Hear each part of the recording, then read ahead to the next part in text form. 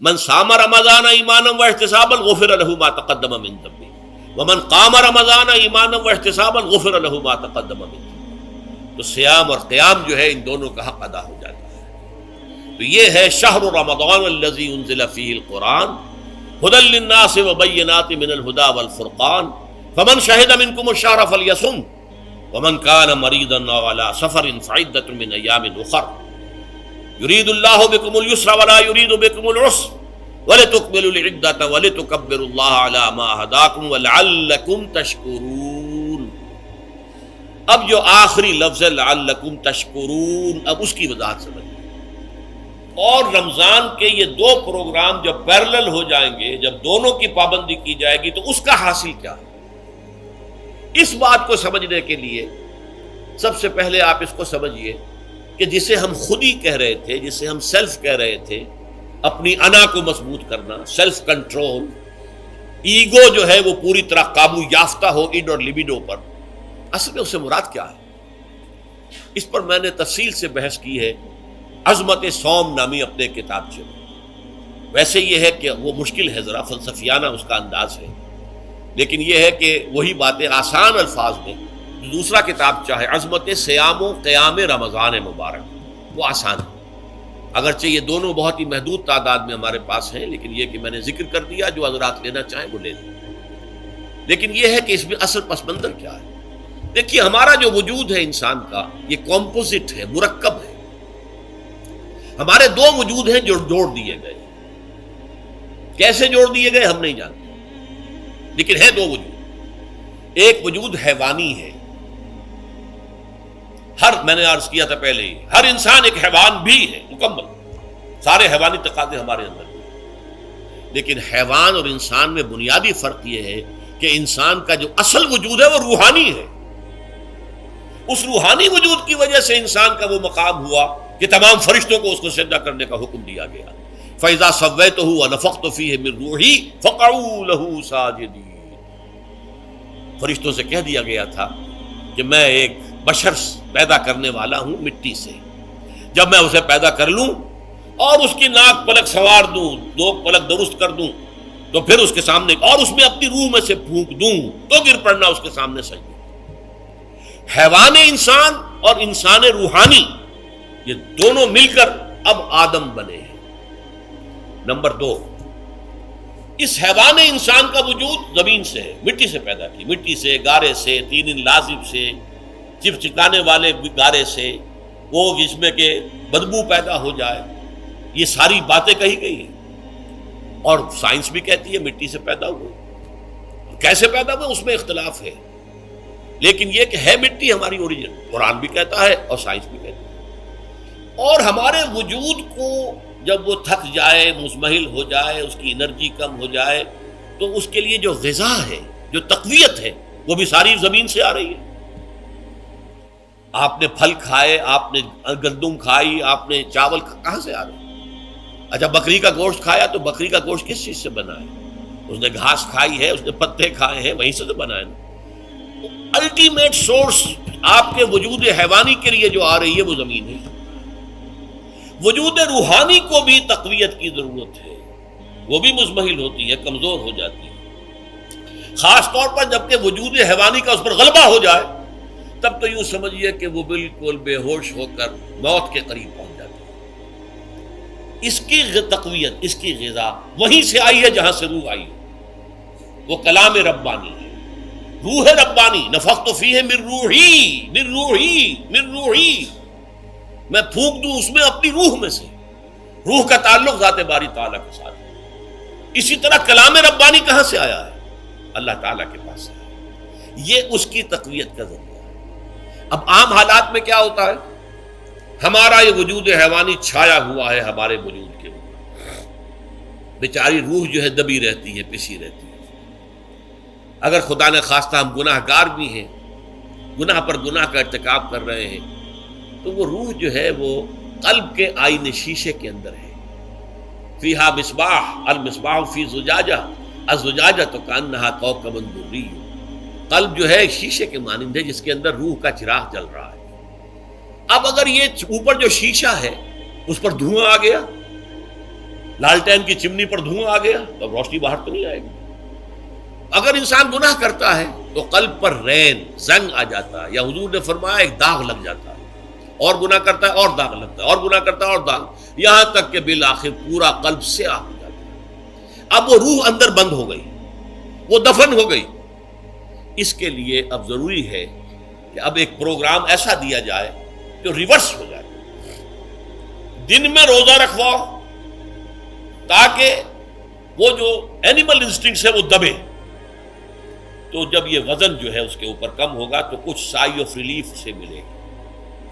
جیسے بے ہوش آدمی پڑا ہے، اسے کوئی ہلکا سا ہوش آ رہا ہے، آپ نے پانی کے کچھ چھینٹے دیے، اس کے بعد آپ نے رات کو کھڑے ہو کر قرآن کے انوار کو اتارا، بارش برس رہی ہے روح انسانی کے اوپر، قلب روحانی، قلب انسانی کے اوپر، جس میں کہ وہ روح جو ہے وہ دفن، وہ زندہ ہوگی اثر نو، ہوش میں آئے گی، اور ہوش میں آئے گی تو دو کام ہوں گے۔ ایک تو اسے قرآن کی عظمت کا احساس ہوگا، یہ قرآن میری حیات تازہ کا ذریعہ بنا ہے، میں دب گئی تھی، میں پس گئی تھی، میں بے ہوش تھی، میں نیم مردہ تھی، اس قرآن کی بارش نے، یہ ترشح جو ہوا ہے مجھ پر، اس نے مجھے حیات تازہ عطا فرمائی۔ یہ جو قدر کا احساس ہوگا قرآن کا، لعلکم تشکرون، تاکہ تم قرآن کی عظمت سے واقف ہو۔ ایک انسان بھوک کی وجہ سے اس کا شوگر لیول اتنا گر گیا کہ بے ہوش پڑا ہوا، اب ظاہر بات ہے کہ آپ اسے کچھ پانی کے چھینٹے دیں گے تو کچھ ہوش میں آئے گا، پھر غذا دیں گے تو اب وہ پوری توانائی پر آئے گا، تو معلوم ہوگا اسے اس غذا کی کیا قدر و قیمت ہے۔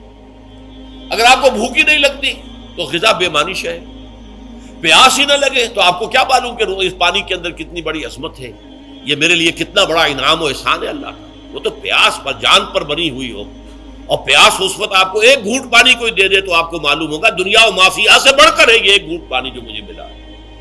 اسی طرح جب روح دبی ہوئی تھی حیوانی وجود کے بوجھ تلے، جبکہ وہ نیم خوابیدہ یا نیم بے ہوش یا بالکل بے ہوش تھی، وہ دن میں تو روزہ رکھ کر اس پر سے حیوانی وجود کا وزن کم کیا گیا، اسے ایک ریلیف ملی۔ رات کو قرآن مجید کے انوار و برکات اس میں جذب کیے گئے تو اس کو پوری توانائی حاصل ہوئی۔ اس پوری توانائی کا پہلا نتیجہ تشکر، قرآن کا شکر، الحمدللہ الذی انزل علی عبدہ الکتاب ولم یجعل لہ عوجا، پھر وہ قلب کی گہرائیوں سے نکلے گا۔ سارا شکر اس اللہ کے لیے جس نے اپنے بندے پر صلی اللہ علیہ وسلم کتاب نازل کی، اور اس میں کوئی کجی نہیں رکھی، کسی طرح کی ایش پیچ نہیں۔ یا تبارک الذی نزل الفرقان علی عبدہ لیکون للعالمین نذیرا، بڑی بابرکت ہے وہ ذات جس نے اپنے بندے پر فرقان نازل فرمایا تاکہ وہ تمام جہان والوں کے لیے نذیر اور خبردار کرنے والا بن جائے۔ یہ قرآن کی عظمت کا احساس، اور ظاہر بات ہے جس قدر کسی نعمت کی قدر و قیمت کا احساس ہوگا اسی قدر تو آپ شکر ادا کریں گے۔ اگر آپ نے کسی بچے کے ہاتھ پر ہیرا رکھ دیا، اسے کیا پتا یہ ہیرا کس بلا کا نام ہوتا ہے، وہ سمجھے گا کانچ کا ٹکڑا ہے۔ لیکن اگر کوئی واقعتاً کوئی جوہر شناس ہو، جوہری ہو، اس کو آپ ہیرا دیں گے تو اسے معلوم ہے کہ مجھے کیا چیز دی گئی ہے۔ اس کے اندر جو شکر پیدا ہوگا وہ اس بچے کے اندر تو نہیں پیدا ہو سکتا جسے معلوم ہی نہیں۔ تو قرآن مجید کی اصل عظمت سے انسان واقف کب ہوگا؟ جبکہ اس کے ذریعے سے اس کی روح کو ایک حیات تازہ مل جائے، اور اس طرح وہ پروگرام ریورس ہو جائے جو عام طور پر چل رہا تھا۔ ساری توجہ اپنے جسم پر، اس کے تقاضوں پر۔ جسم میں تھوڑی سی پھنسی نکل آئی ہے، بھاگ رہے دوڑ رہے اس کے علاج کے لیے۔ کوئی اور مرض لاحق ہو گیا، بھاگ رہے دوڑ رہے اس کے علاج کے لیے، بڑی بڑی فیسیں بھی دے رہے، ساری جسم کی پرواہ ہے۔ روزانہ نہا رہے ہیں اور اچھے سے اچھا صابن لا کر نہا رہے ہیں، وہ جسم کی پرواہ ہے، نہ اس کی دیکھ بھال ہے، روح کی طرف توجہ ہی نہیں۔ یہ ہے وہ بات جو کہی گئی ہے سورہ حشر میں، اور جسے علامہ اقبال نے پھر اپنے فلسفہ خودی کی اساس اور سورس قرار دیا۔ وَلَا تَكُونُوا كَالَّذِينَ نَسُوا اللَّهَ فَأَنسَاهُمْ أَنفُسَهُمْ أُولَٰئِكَ هُمُ الْفَاسِقُونَ۔ دیکھو اے مسلمانوں، ان لوگوں کے مانند نہ ہو جانا جنہوں نے اللہ کو بھلا دیا تو اللہ نے انہیں اپنے آپ سے غافل کر دیا، اور یہی لوگ فاسق و فاجر ہیں۔ یہ سوال پیدا ہوتا ہے کہ انسان اپنے آپ سے کہاں غافل ہوتا ہے؟ کیا اپنے وجود حیوانی سے غافل ہوتا ہے؟ کیا بھوک لگتی ہے تو وہ ادھر ادھر منہ نہیں مارتا؟ غذا کو حاصل کرنے کے لیے کوشش نہیں کرتا؟ پیاس لگتی ہے تو کیا پانی یا کوئی اور مشروب تلاش نہیں کرتا؟ کوئی بیماری لاحق ہوتی ہے تو کیا اس کے علاج کی طرف توجہ نہیں کرتا؟ اسے آرام کی حاجت ہوتی ہے تو آرام نہیں لیتا؟ اپنے اس وجود سے تو غافل نہیں. کون سے وجود سے غافل ہوا ہے؟ وہ روحانی وجود سے غافل ہے. بھول گیا کہ میرے اندر روحانی وجود بھی ہے اور اس کا تعلق ذات باری تعالیٰ کے ساتھ. اس نے سمجھا کہ میں بس حیوان ہوں، نرا حیوان ہوں، اپنے اس وجود کی اصل حقیقت ہی سے بے خبر، غافل. چنانچہ آج کے دور کا سب سے بڑا المیہ کیا ہے؟ ڈاروین کے نظریے کے جو اثرات پیدا ہوئے ہماری معاشرت پر، ہماری سوچ پر، ہمارے فکر پر، ہمارے فلسفے پر، ہماری سوشولوجی پر، وہ کیا ہے کہ ہم بھی نرے حیوان ہیں. اللہ اللہ خیر سے یہ سب سے بڑی محرومی ہے اس دور کی کہ انسان اپنے اصل شرف سے خود ہی مستعفی ہو گیا. ہمارا کوئی وجود ہے ہی نہیں روحانی وغیرہ. روح کسے کہتے ہیں ہم نہیں جانتے، بس یہ جسم ہے. ہم اللہ کو نہیں جانتے کون ہے کون نہیں ہے. ہوگا ہم تو اس کائنات کو جانتے ہیں. ہم روح سے واقف نہیں، ہم تو اپنے جسم کو واقف. آخرت سے ہمیں کچھ پتہ نہیں، شاید ہو شاید نہ ہو، کچھ پتہ نہیں. لیکن یہ زندگی تو ہے، اسے ہم جانتے ہیں. یہ ہے آج کے انسان کا سب سے بڑا المیہ. اور یہ ہے ماس اسکیل کے اوپر ارتداد، ذہنی طور پر مرتد ہو چکے ہیں. انسانوں کی عظیم اکثریت مرتد ہو چکی ہے. یہ ہے در حقیقت کہ روزہ جو ہے اس پروگرام کو آ کر ریورس کرتا ہے. دن میں کھانے پینے، جنسی تقاضے پر پابندی، وہ وجود حیوانی کا وزن کچھ کم، روح جو دبی ہوئی تھی یا سسک رہی تھی یا بے ہوش تھی یا نیند مردہ تھی، اسے کچھ ریلیف ملا. اب اس کے اوپر قرآن مجید کے تیرے ضمیر پہ جب تک نہ ہو نزول کتاب، گرہ کشا ہے نہ راضی نہ صاحب کشاف، ہمارے دلوں کے اوپر بارش ہو رہی ہو انوار قرآنی کی. وہ ظاہر بات ہے کہ بغیر سمجھے تو نہیں ہوگی بارش.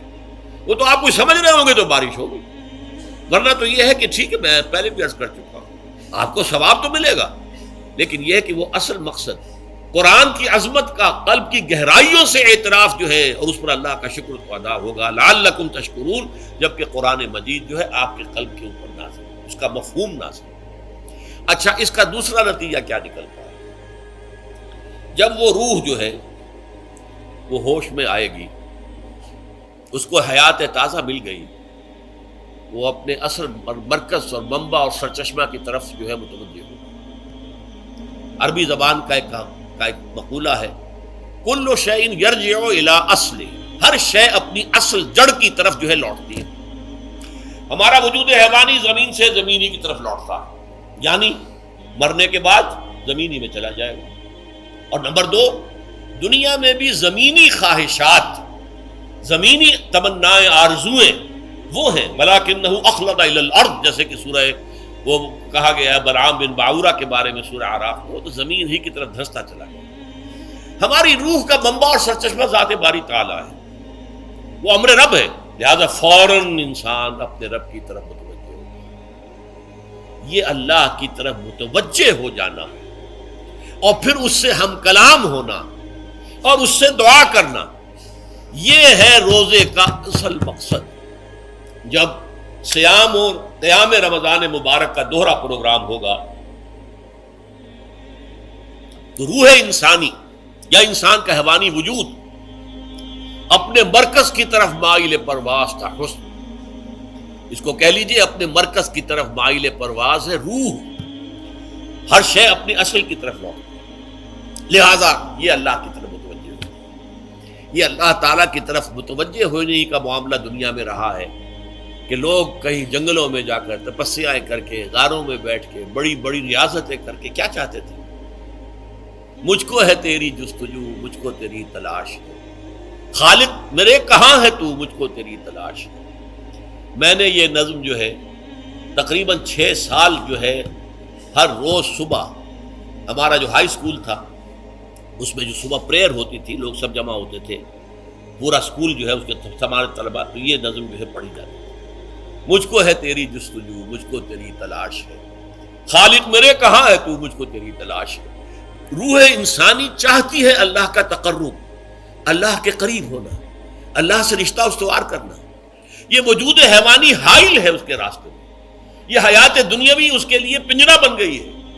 اس روح کے لیے یہ ایک در حقیقت ایک قید خانہ ہے. جیسے کہ حضور نے فرمایا کیا دنیا سجن المومن و جنت الکافر، مومن کے حق میں یہ دنیا قید خانہ ہے، اس کی روح جو ہے یہاں آ کر اس جسد حیوانی کے اندر جو ہے وہ دفن ہو گئی ہے، قید خانہ ہے، اس پنجرے میں بند ہو گئی۔ تو لیکن وہ کافر کے لیے یہی باغ و بہار ہے، یہیں پر عیش کرنے ہیں، یہیں پر مزے لوٹنے ہیں۔ تو اس سے در حقیقت ریلیف ملتا ہے، تو انسان متوجہ ہوتا ہے اللہ کی طرف اور دعا کرتا ہے اللہ سے ہم کلام ہو۔